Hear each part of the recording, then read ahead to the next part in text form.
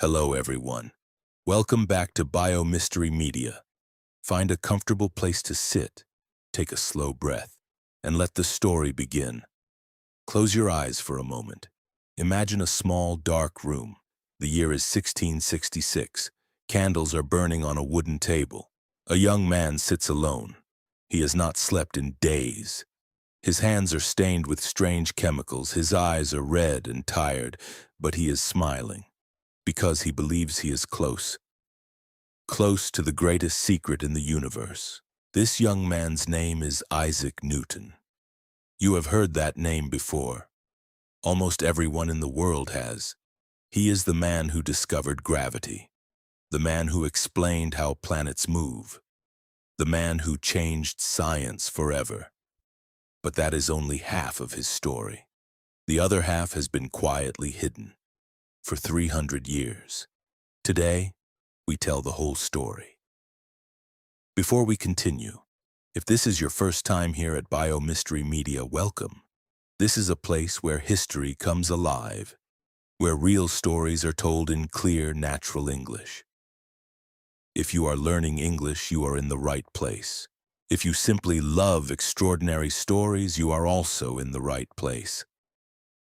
So take a comfortable breath and let us begin.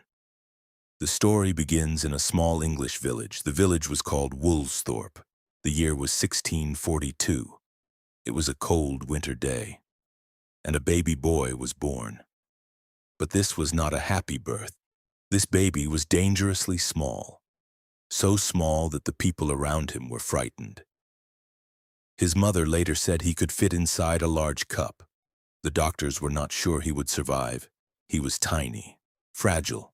Fragile means very delicate, very easy to break, and completely alone in the world. His father had already died before he was born, 3 months before, to be exact. So this small baby arrived into a world with no father, and a mother who was struggling deeply. His name was Isaac Newton, and the world almost lost him before he even had a chance to begin. There is something important in this detail. Something worth remembering. The greatest scientific mind in human history almost did not survive his first day. Key phrase: against all odds. Against all odds means despite very difficult circumstances, despite very little chance of success. Isaac Newton survived against all odds. Isaac grew up quietly, too quietly perhaps. When he was 3 years old, his mother remarried. She moved away to live with her new husband, and she left Isaac behind, a 3-year-old boy left with his grandmother, while his mother started a new life somewhere else. This was a wound. A wound is an injury, physical or emotional, that takes a long time to heal, that Isaac carried for the rest of his life. He grew up feeling abandoned. Abandoned means left alone, left behind by someone who should have stayed. He grew up feeling different. He had very few friends. He did not play with other children easily. He was quiet. He was serious. He was always alone with his thoughts. But inside that loneliness, something extraordinary was growing. Curiosity. Curiosity means a strong desire to know and understand things. A deep, patient, burning curiosity. While other children played outside, Isaac built things: small windmills, paper kites, little machines made of wood and string. He studied how shadows moved across the ground. He watched how water flowed. He was always asking the same silent question. Why? That one word, that one quiet, persistent question, would one day change the entire world. When Isaac was a young man, he went to Cambridge University. Cambridge was one of the most important places of learning in England. And Isaac arrived there ready to absorb. To absorb means to take in and understand deeply everything it had to offer. He was not a wealthy student. To pay for his education, he cleaned rooms. He waited on tables for other students. He worked quietly in the background while wealthier students studied. But none of that mattered to Isaac. He had found his world: mathematics, astronomy, natural philosophy. He read for hours every day. He filled notebooks with questions and calculations. For the first time in his life, he felt he belonged somewhere. And then everything stopped. The year was 1665. A terrible disease began spreading across England. It was called the Great Plague. People were dying in great numbers. Cities were becoming dangerous. Cambridge University closed its doors. All students were sent home. Most students were devastated. Devastated means extremely upset, completely overwhelmed by something bad. But not Isaac. Isaac went home to Woolsthorpe, to the quiet countryside, to the small house where he had grown up, and there, completely alone, he began to think, more deeply than he had ever thought before. The most productive silence in history. Isaac Newton spent almost 2 years at home during the plague, 2 years of extraordinary solitude. Solitude means the state of being alone, especially in a peaceful way. No professors, no classrooms, no one to tell him what to study or how to think, just a young man in his mind, and the world around him. In those 2 quiet years, something remarkable happened, something that no single human being had ever done before. He discovered that white light is not simply white. When he passed sunlight through a glass prism, it separated into colors: red, orange, yellow, green, blue, violet, a hidden rainbow inside ordinary light. Key vocabulary: prism. A prism is a transparent glass or crystal object that separates light into its different colors. He also invented a new form of mathematics. He called it the method of fluxions. Today we call it calculus. Calculus is a branch of mathematics used to understand how things change and move. It became one of the most important tools in all of science. And then came the apple. One afternoon, Isaac was sitting in the garden. The air was still. The trees were quiet. An apple fell from a branch above him. It fell straight down. As apples always do, as everything always does. Most people would have simply picked it up.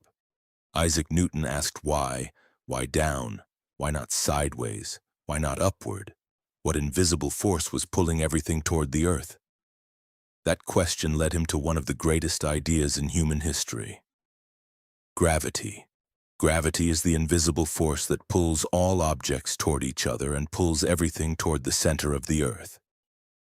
The same force that pulled the apple also pulled the moon, also held the planets in their paths around the sun. One force, everywhere, in everything. Isaac Newton had found the hidden architecture. Architecture here means the underlying structure or design of the universe. Now, here is the part of Isaac Newton's story that most history books quietly skip. After the plague years, Newton returned to Cambridge. He became a professor. He published his great book, the Principia, in 1687. The world celebrated him. Scientists across Europe called him the greatest mind alive. But behind closed doors, Isaac Newton was living a completely different life. Newton was so obsessed with religion and alchemy that he wrote far more words on them than he ever did about gravity or optics. Alchemy is an ancient practice that attempted to transform ordinary metals into gold and discover the secret of eternal life. His obsession was intense. Over 1 million words written about transmuting metals and finding the philosopher's stone. 1 million words about alchemy. From the man who explained the universe. He built a secret laboratory behind his Cambridge rooms. He worked in it alone, at night mostly, surrounded by smoke and strange chemicals, searching for something science could not explain. The philosopher's stone. The philosopher's stone was a legendary substance believed to transform any metal into gold and grant immortality. Some practices of alchemy were banned in England during Newton's lifetime. The English crown, fearing the potential devaluation of gold, made penalties for alchemy very severe. In some cases, the punishment for unsanctioned alchemy would include the public hanging of an offender. Let that detail breathe for a moment. The man who discovered gravity was secretly performing experiments. That could have had him hanged. Newton spent countless hours in his laboratory working on all manner of alchemical experiments. When some of his preserved hair was analyzed in the 1970s, it was found to contain high levels of mercury, arsenic, and other toxins. Some historians believe this partly explains his irritable behavior, and perhaps also a nervous breakdown that he suffered in the 1690s. Mercury and arsenic. Arsenic is an extremely toxic chemical substance poisonous to the human body, found in his hair 300 years after his death. Still there, the greatest scientific mind in history was slowly poisoning himself in a secret laboratory searching for magic. There is another story, a darker one, that most people have never heard. Newton once shoved a blunt needle between his eyeball and eye socket just to see what would happen. Read that sentence again. He inserted a needle between his own eye and the bone around it to understand how pressure affected vision. Not because anyone asked him to, not as part of any formal experiment, simply because he wanted to know. This is a man who could not stop asking why. Even when the question was dangerous. Even when his own body was the experiment. Newton was a loner of an extremely unpleasant sort. When you got close to him, it was dangerous because he could turn on you. He had very few true friends. Those who tried to become close to him often regretted it. He was suspicious. Suspicious means not trusting others, always believing people have bad intentions. He was secretive. He was capable of holding a grudge. A grudge is a feeling of anger or resentment towards someone that you carry for a very long time. For decades. When another mathematician named Leibniz developed calculus at the same time as Newton, Newton did not celebrate the parallel discovery. He declared war. He spent years trying to destroy Leibniz's reputation. He used the Royal Society, the most respected scientific organization in England, as a weapon. He manipulated. To manipulate means to control or influence someone or something in a clever and unfair way. The investigation into who invented calculus first. He wrote the verdict himself, and then pretended someone else had written it. Leibniz died in 1716, largely discredited.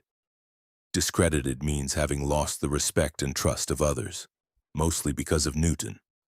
The man who gave the world its laws of motion had very little interest in the laws of fairness. In 1696, Isaac Newton left Cambridge. He moved to London. He took a new job, not as a scientist, not as a professor, but as a detective. He was appointed Master of the Royal Mint. The mint is the place where a country's coins are officially made. His job was to oversee England's money supply. But Newton took it much further than that. Newton supervised a major initiative to take all of the country's old coins out of circulation and replace them with more reliable currency. He also was focused on investigating counterfeiters, and as a result became acquainted with the city's seedy underbelly as he personally tracked down and interviewed suspected criminals, receiving death threats along the way. Counterfeiters, people who make fake money illegally. Seedy underbelly, the hidden, criminal, and dangerous side of a place or society. Isaac Newton walked into London's most dangerous neighborhoods. He wore disguises. He visited taverns and prisons. He gathered evidence in secret. He interrogated. To interrogate means to question someone very thoroughly, often in an aggressive way. Criminals personally. He received death threats. He ignored them. His relentless pursuit sent William Challoner to the gallows in 1699. The gallows, the structure used for execution by hanging. The man who sat quietly under an apple tree, thinking gentle thoughts about gravity. also sent men to their deaths. This is the complete Isaac Newton, not just the gentle genius of the history books, but a complicated, obsessive, brilliant, paranoid, dangerous, extraordinary human being. Isaac Newton lived until he was 84 years old. For his time, that was a remarkable age. He died peacefully in his sleep in 1727. When England heard the news, the country mourned deeply. He was buried in Westminster Abbey. Westminster Abbey is the most honored place of burial in England, reserved for the country's greatest figures. Voltaire, the famous French writer, attended the funeral. He later wrote that England honored its great thinkers the way other countries honored their kings. Newton calculated the world would not end before 2060. Even in his final years, still asking questions, still searching for answers, still refusing to stop. His 3 laws of motion, his theory of gravity, his work on light and mathematics. These things did not die with him. They live in every physics textbook, every telescope, every satellite circling the Earth, every calculation made by engineers building the bridges you cross and the planes you fly in. Isaac Newton is everywhere, even now, even today. The story of Isaac Newton teaches us something important, something that goes beyond science. Genius is rarely simple. The people who change the world are rarely the clean, comfortable figures we read about in textbooks. They are complicated. They are obsessive. They carry wounds from their childhoods. They make brilliant discoveries and terrible mistakes. They are, in the end, deeply human. Isaac Newton was abandoned as a child. He was lonely for most of his life. He poisoned himself searching for magic. He destroyed a colleague out of pride and jealousy, and he also, quietly, patiently, alone in a small room, discovered the hidden rules that hold the universe together. All of that is true. All of it is him. Key phrase: the full picture. The full picture means the complete truth about something, including the parts that are uncomfortable or unexpected. History often shows us half a picture. Biomystery Media exists to show you the full one. Before you go, let us look at 5 key words from today's story. Fragile, very delicate, very easy to break or damage. Isaac Newton was born fragile. The world almost lost him. Solitude, the state of being alone, especially in a peaceful and focused way. His greatest discoveries came from solitude. Alchemy, an ancient practice that tried to turn metals into gold and find eternal life. Newton wrote over 1 million words about alchemy. Manipulate, to control or influence someone in a clever and unfair way. Newton manipulated the investigation into who invented calculus, the full picture, the complete truth, including the uncomfortable parts.